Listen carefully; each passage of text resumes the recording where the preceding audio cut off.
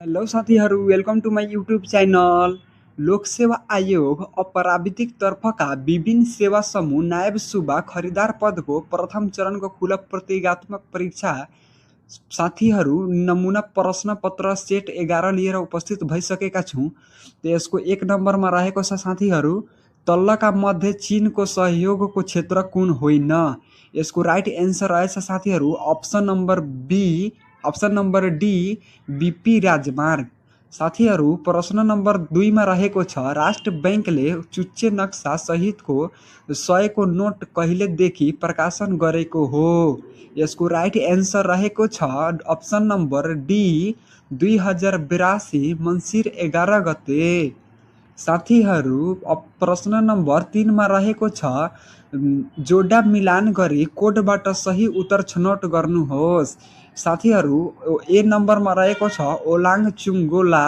यसको right answer हुन्छ साथीहरू अप्सन नम्बर ए। साथीहरू प्रश्न नम्बर 4 मा रहेको छ, नेपालका 7 प्रदेशमा क्रमशः 8, 9, 10, 11, 12 र 14 जिल्ला पर्दछ भने प्रदेश नम्बर अनुसार मिलाउँदा यसको क्रम दिएको मध्ये कुन हुन्छ।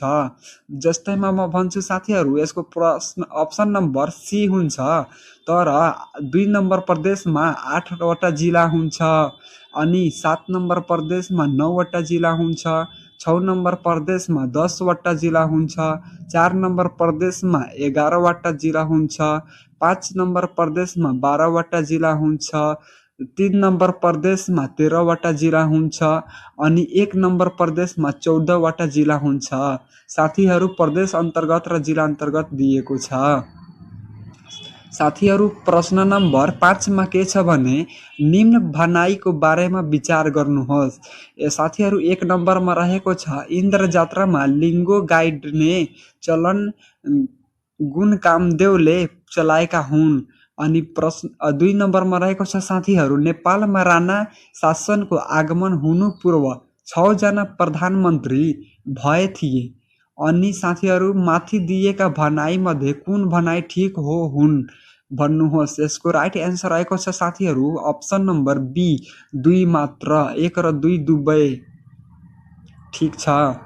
साथीहरू प्रश्न नम्बर 6 मा रहेको छ, निम्न भनाइहरूमा बारेमा विचार गर्नुहोस्। साथीहरू 1 नम्बरमा रहेको छ, नेपालको सर्वोच्च स्थानमा उत्पत्ति भएको हिमनदी खुम्बु हो। साथीहरू 2 मा रहेको छ, बबई नदीलाई भारतमा पुगेपछि घागरा भनिन्छ। साथीहरू यसको राइट एन्सर रहेको छ अप्सन नम्बर ए 1 मात्र। 1 नम्बरको रहेको छ साथीहरू सही, जुन यस्तो रहेछ, नेपालको सर्वोच्च स्थानमा उत्पत्ति भएको हिमनदी खुम्बु हो। साथीहरू प्रश्न नम्बर 7 मा रहेको छ, तलका मध्ये कुन चाहिँ जोडा गलत छ। यसको राइट एन्सर रहेको छ साथीहरू किसान मकवानपुर। अप्सन नम्बर डी, किनकि मकवानपुरमा किसान हुँदैन। अनि साथीहरू प्रश्न नम्बर 8 मा रहेको छ, तलका मध्ये इयुका इनर 6 अन्तर्गत पर्ने राष्ट्र कुन होइन। यसको राइट एन्सर रहेको छ साथीहरू प्रश्न अप्सन नम्बर डी, पोर्चुगल। त्यस्तै गरी साथीहरू प्रश्न नम्बर 9 मा रहेको छ, देहायका मध्ये भनाइ सही छ। कुन भनाइ सही छ। 1 नम्बरमा रहेको छ, फादर अफ ब्लड सर्कुलेसन भनेर कुन पास्चरलाई चिनिन्छ।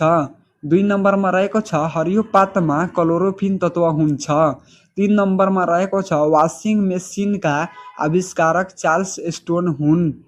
4 नम्बरमा रहेको छ, नेपालमा 2017 सालदेखि राष्ट्रिय विज्ञान दिवस मनाउन थालिएको हो। यसको राइट एन्सर रहेको छ साथीहरू अप्सन नम्बर ए 2, 3 र 4 मात्र ठिक छ। अब साथीहरू प्रश्न नम्बर 10 मा रहेको छ, समूह 1 र समूह 2 जोडा मिलान सही उत्तर छनौट गर्नुहोस्। साथीहरू प्रश्न ए नम्बरमा दिएको छ दाङ। साथीहरू दाङमा मकै उत्पादन हुन्छ। अनि बी मा रहेको छ कास्की। कास्कीमा तरकारी उत्पादन हुन्छ। साथीहरू सीनमा दिएको छ कैलाली। कैलालीमा साथीहरू गहुँ उत्पादन हुन्छ। साथीहरू डी मा दिएको छ डडेलधुरा। डडेलधुरामा आलु उत्पादन हुन्छ। साथीहरू त्यस्तै गरी अप्सन नम्बर 11 रहेको छ आर्थिक वर्ष 2082-83 कुल बजेटको कति प्रतिशत बजेट जलवायु परिवर्तनका असर न्यूनीकरण र अनुकूलनका लागि विनियोजन भएको हो। यसको राइट एन्सर रहेको छ साथीहरू अप्सन नम्बर डी 6.54%। साथीहरू प्रश्न नम्बर 12 रहेको छ कालीकोटको जिल्ला साक्षर जिल्ला घोषणा कहिले भएको हो। यसको राइट एन्सर रहेको छ अप्सन नम्बर ए विक्रम सन् 2082 असोज 9 गते। साथीहरू प्रश्न नम्बर 13 रहेको छ भित्री मधेसमा पर्ने जिल्लाको पूर्वदेखि पश्चिमसम्म क्रम मिलाउनुहोस्। यसको राइट एन्सर रहेको छ साथीहरू Sindhuli, Makwanpur, Chitwan, Nawalpur. Option number B. साथीहरू त्यस्तै गरी प्रश्न नम्बर 14 के छ भने बसाई सारी जानेलाई बाई बाई आउनेलाई दुहुनो गाई नामक अभियान सञ्चालन गर्ने स्थानीय तह कुन हो। यसको राइट एन्सर रहेको छ अप्सन नम्बर सी 76 जोरपाटी गाउँपालिका धनकुट्टामा रहेको छ। त्यस्तै गरी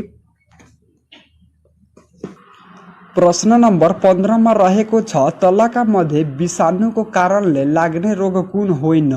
यसको राइट एन्सर रहेको छ साथीहरू अप्सन नम्बर डी लहरे खोकी। त्यस्तै गरी साथीहरू प्रश्न नम्बर 16 रहेको छ अन्डामा पाइने भिटामिनहरू कुन कुन हुन्। यसको राइट एन्सर रहेको छ अप्सन नम्बर ए र बी डी। साथीहरू त्यस्तै गरी प्रश्न नम्बर 17 रहेको छ कुन जोडा सही छ पत्ता लगाउनुहोस्। जस्तै साथीहरू हट वेट क्लाइमेट भनेर चिनिने हावापानीलाई भूमध्य रेखीय, ग्रीष्म झरी भनेर चिनिने हावापानीलाई भूमध्य सागरीय, अनि 3 नम्बरमा रहेको छ अन्नको भण्डार भनेर चिनिने हावापानीलाई समशीतोष्ण तृणभूमि। यसको राइट एन्सर रहेको छ साथीहरू अप्सन नम्बर डी 1 र 3 सही छ। त्यस्तै गरी साथीहरू प्रश्न नम्बर 18 रहेको छ सन् 2025 को नोबेल शान्ति पुरस्कार कुन देशसँग सम्बन्धित छ। यसको राइट एन्सर रहेको छ साथीहरू अप्सन नम्बर सी भेनेजुएला। साथीहरू त्यस्तै गरी प्रश्न नम्बर 19 रहेको छ राष्ट्रिय चलचित्र पुरस्कार 2082 जित्न सफल उत्कृष्ट चलचित्र कुन हो। यसको राइट एन्सर रहेको छ अप्सन नम्बर डी साम्बाला। त्यस्तै गरी प्रश्न नम्बर 20 रहेको छ समूह 1 र 2 जोडा मिलान सही उत्तर छनौट गर्नुहोस्। यसको राइट एन्सर रहेको छ साथीहरू अप्सन नम्बर बी। साथीहरू प्रश्न नम्बर 21 रहेको छ गर्जनेवाला चालिसा दक्षिणी गोलार्धको कति डिग्री अक्षांशमा पर्छ। यसको अप्सन नम्बर डी रहेको छ साथीहरू राइट एन्सर अनि 40 डिग्रीदेखि 60 डिग्रीसम्म। साथीहरू प्रश्न नम्बर 22 रहेको छ 4 बुर्जा दरबार कसले बनाएका हुन्। यसको राइट एन्सर रहेको छ साथीहरू अप्सन नम्बर बी वीर शमशेर। साथीहरू त्यस्तै गरी अप्सन नम्बर 24 रहेको छ आफ्नो नामको अगाडि कविन्द्र लेख्ने मल राजा को हुन्। यसको राइट एन्सर रहेको छ साथीहरू प्रताप मल। साथीहरू कुन जोडाबारे विचार गर्नुहोस्। साथीहरू 1 नम्बरमा रहेको छ नुनिलो महासागर प्रशान्त महासागर। 2 नम्बरमा रहेको छ उत्तरी ध्रुवदेखि दक्षिणी ध्रुवसम्म फैलिएको महासागर आन्ध्र महासागर। दक्षिणी ध्रुव महासागर कुमेरु महासागर, उत्तरी ध्रुव महासागर सुमेरु महासागर। यसको अप्सन नम्बर सी रहेको छ साथीहरू राइट एन्सर। त्यस्तै गरी साथीहरू अप्सन नम्बर 26 रहेको छ प्रश्न नम्बर 26 रहेको छ हेटौडा औद्योगिक क्षेत्रको स्थापना कहिले भएको हो। यसको राइट एन्सर रहेको छ साथीहरू अप्सन नम्बर बी विक्रम सन् 2020। त्यस्तै गरी साथीहरू प्रश्न नम्बर 27 रहेको छ नेपालको WTO को सदस्यता कहिले प्राप्त गरेको हो। यसको राइट एन्सर रहेको छ साथीहरू 23 अप्रिल 2004 साथीहरू त्यस्तै गरी प्रश्न नम्बर 28 रहेको छ आइएमओ स्टेटको यसको भनाइ यो कसको भनाइ हो। यसको राइट एन्सर रहेको छ साथीहरू अप्सन नम्बर डी लुई 24औं को। साथीहरू त्यस्तै गरी प्रश्न नम्बर 29 मा रहेको छ अन्तरिक्षमा प्रवेश गर्ने तेस्रो राष्ट्र कुन हो? यसको राइट एन्सर रहेको छ फ्रान्स। त्यस्तै गरी साथीहरू अप्सन नम्बर 30 मा रहेको छ तलका भनाइबारे विचार गर्नुहोस्। ए नम्बरमा दिएको छ काठमाडौँ उपत्यकामा सवारी प्रदूषण जाँच 2051 वैशाख 1बाट गर्न थालियो। 2 नम्बरमा रहेको छ काठमाडौँ उपत्यकामा डिजेल टेम्पो 2056 असोज 1बाट हटाइयो।